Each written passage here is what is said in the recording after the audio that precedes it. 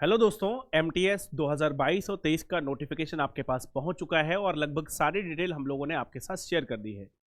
तो इस वीडियो के माध्यम से मैं आपको बताने वाला हूं कि अगर आपको एमटीएस में सेलेक्ट होना है तो आपका जो पूरा रिक्रूटमेंट का प्रोसेस है वो क्या होगा, यानी कि पूरी चयन प्रक्रिया क्या होगी, उस वीडियो के माध्यम से मैं आपको बताने वाला हूँ। एक बार फिर से आप सभी का स्वागत है इस सेशन में। मैं हूँ आपका दोस्त, आपका भाई, आपका मेंटर शिवम द्विवेदी। चलिए वीडियो को शुरू करते हैं और जानते हैं पूरी डिटेल को।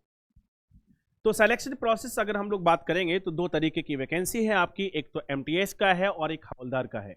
दोनों की जो सिलेक्शन प्रोसेस है वो लगभग सेम है, लेकिन थोड़ा थोड़ा दोनों में डिफरेंस है। तो वन बाय वन हम लोग उस पर क्या करेंगे, चर्चा करेंगे। सबसे पहले मेरे भाई, अगर आपको इस भर्ती में पार्टिसिपेट करना है, सम्मिलित होना है, तो आप सभी लोग जानते हैं कि बिना फॉर्म फिलअप किए आप ये नहीं कर सकते। यानी कि सिलेक्शन प्रोसेस का जो सबसे पहला चरण है, पहला जो स्टेप है, वो है आपको फॉर्म को फिलअप करना है। ठीक है, यानी कि इस वैकेंसी के लिए सबसे पहले आप क्या करेंगे, फॉर्म को अप्लाई करेंगे इस प्रोसेस के लिए।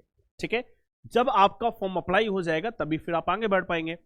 अगर मैं बात करूंगा कि जब आपने फॉर्म अप्लाई कर लिया, ठीक है, उसके बाद आपके पास एक बीच में मौका मिलेगा जो 23 और 24 फरवरी के बीच आपको मिलेगा, वो है फॉर्म को करेक्ट करने का। कोशिश करें कि आपकी तरफ से कोई भी इंफॉर्मेशन गलत ना हो और करेक्शन की नौबत ना है। लेकिन अगर किन्हीं कारणों से आपकी कोई इंफॉर्मेशन गलत हो जाती है तो एसएससी ने नोटिफिकेशन में दिया है कि आप उसको 23 या 24 फरवरी को उसमें करेक्शन कर सकते हो। ठीक है, मैं फिर से ये मेंशन करना चाहता हूं कि किसी भी प्रकार की कोई भी गलती आपको अपने फॉर्म के भरते समय नहीं करनी है। पूरा प्रयास करना है आपको अपनी तरफ से कि कोई एरर ना हो, कोई कंफ्यूजन हो आपके पास, आप अपने भाई से पूछ लीजिएगा ताकि आपको सारे डाउट्स क्लियर रहे। इसके बाद मेरे भाई आपके पास एडमिट कार्ड रिलीज होंगे, क्योंकि आपको पता है कि इसका एग्जाम जो है वो अप्रैल के आसपास होने वाला है। ठीक है, और अप्रैल के फर्स्ट वीक में ही इसका आपको जो है एडमिट कार्ड देखने को मिलेंगे। पहले आपको सिटी स्टेटस पता लगेगा कि किस सिटी में आपका एग्जाम है, और साथ ही साथ एग्जाम डेट पता लगेगी कि किस डेट में आपका एग्जाम है। आपका जो भी एग्जाम डेट होगा उससे 3 दिन पहले आपका एडमिट कार्ड भी जो है वो डाउनलोड हो जाएगा। उसके लिए आपको फॉर्म का प्रिंट आउट निकाल के रखना है, क्योंकि उस फॉर्म में आपका रजिस्ट्रेशन आईडी होगा। ध्यान रखिएगा, फॉर्म का प्रिंट आउट बहुत कंपलसरी है, उसको आप हार्ड कॉपी के फॉर्म में रख लीजिएगा और सॉफ्ट कॉपी के फॉर्म में आपको अपनी मेल आईडी पर उसको सेव करके रखना है। इसके बाद होगा आपका पेपर 1 एग्जाम। ठीक है, आपको पता है कि जो हमारा पहला एग्जाम होगा, अब मैंने इसको पेपर 1 क्यों कहा, क्योंकि आपको मैं बता देता हूं कि एमटीएस के लिए आपका एक ही पेपर होना है और हवलदार के लिए भी आपका वही पेपर होना है। लेकिन हवलदार के लिए आपको पीईटी और पीएसटी से भी गुजरना होगा, जबकि एमटीएस को आपको केवल एक एग्जाम ही देना है। दोनों की जो कट ऑफ है वो आपका सेक्शन 2 जो होगा उसके आधार पर होगी, यानी कि जीके जीएस और इंग्लिश में आप कितना मार्क्स स्कोर करते हैं इसके आधार पर होगी। मैथ्स और रीजनिंग जो है वो आपका क्वालिफाइंग रहेगा। दोनों मैथ्स और रीजनिंग आपको पता है कि 20-20 क्वेश्चंस आने हैं और कोई भी नेगेटिव मार्किंग मैथ्स और रीजनिंग के अंदर नहीं है, लेकिन जीके जीएस के अंदर और इंग्लिश के अंदर नेगेटिव मार्किंग भी होगी। ठीक है, तो इस तरीके से आपका पेपर 1 कंप्लीट होगा, जहां पे आपके 2 सेक्शन है। दोनों सेक्शन के लिए 40-45 मिनट का समय मिलेगा आपको, लेकिन जो फाइनल मेरिट बनेगी वो आपकी बनेगी सेक्शन 2 जो होगा उसके बेसिस में, जो आप उसमें मार्क्स स्कोर करेंगे उसके बेसिस पे। दोनों के लिए अलग अलग कट ऑफ होगी, एमटीएस और हवलदार के लिए, ध्यान रखना। इसके बाद आपके पास जब रिजल्ट आएगा तो दोनों की कट ऑफ मैंने कहा अलग अलग देखने को मिलेगी।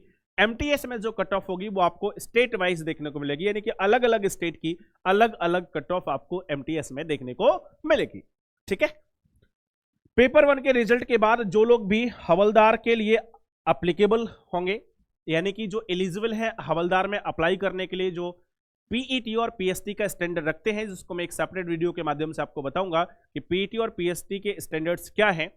अगर आप उसको रखते हैं और हवलदार की जो कट ऑफ है उसको क्वालिफाई करते हैं, तो आपको फिजिकल स्टैंडर्ड टेस्ट और जो फिजिकल एफिशिएंसी टेस्ट है इससे गुजरना होगा।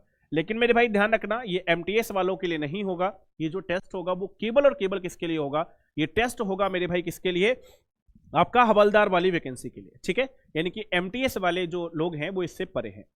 अगर कोई बच्चा पीएसटी या पीईटी का जो एग्जाम है वो उसको क्वालिफाई नहीं करता है, तो ध्यान रखना, भले ही उसने कितने अच्छे नंबर प्राप्त किए हों, वो हवलदार वाली पोस्ट के लिए एलिजिबल नहीं रहेगा। लेकिन अगर उसका सिलेक्शन एमटीएस में हुआ है, यानी कि उसने एमटीएस की कट ऑफ को क्लियर किया है, तो वो एमटीएस के लिए उसके बाद भी एलिजिबल रहेगा। ठीक है। अब मान लीजिए एमटीएस की भी कट ऑफ क्लियर हो जाती है, हवलदार की भी क्लियर हो जाती है, और उसमें भी आपका पीएटी और पीएसटी क्लियर हो जाता है, तो आप दोनों के लिए एलिजिबल रहेंगे, फिर आप जिसमें जाना चाहें आप उसमें जा सकते हो। अगली अगर हम लोग बात करें तो जब पीटी और पीएसटी हो जाएगा तो उसका फाइनल रिजल्ट जो है वो आपका उसी दिन पता लग जाएगा, आपने क्वालिफाई कर लिया। चूंकि जब पीएसटी और पीटी होगा तो 5 गुना कैंडिडेट को लिया जाना है, ठीक है। तो जितने लोग क्वालिफाई करेंगे उनकी फाइनल मेरिट बनेगी, और फाइनल मेरिट के बाद पे ही, यानी कि जो फाइनल मेरिट बनेगी उसमें फाइनल रिजल्ट आएगा। तो फाइनल रिजल्ट के बाद आपको ये पता लगेगा कि आप फाइनली सेलेक्टेड हैं या फिर नहीं है। अगर आप फाइनली सेलेक्टेड हैं तो उसके बाद आपको क्या कराना है, डॉक्यूमेंट वेरिफिकेशन कराना है, यानी कि आपका होगा डीबी फाइनली। तो ये पूरी सारे के सारे हमारे पास चरण है, प्रक्रियाएं हैं, जिनके थ्रू आपका पूरा का पूरा एमटीएस और हवलदार की जो वैकेंसी है इसका सिलेक्शन प्रोसेस डिपेंड करेगा। अगर कोई भी कंफ्यूजन और आपका रहता है तो आप कमेंट बॉक्स में डाल दीजिएगा। बस इस वीडियो में हम इतना ही रखेंगे, और ये पूरी की पूरी आपकी चयन प्रक्रिया थी। मिलते हैं हम लोग अगले वीडियो में अगले इंफॉर्मेशन के साथ। तब तक के लिए अपना ख्याल रखिए, हंसते रहिए, मुस्कुराते रहिए और मेहनत के साथ पढ़ते रहिए। जय हिंद, लव यू ऑल।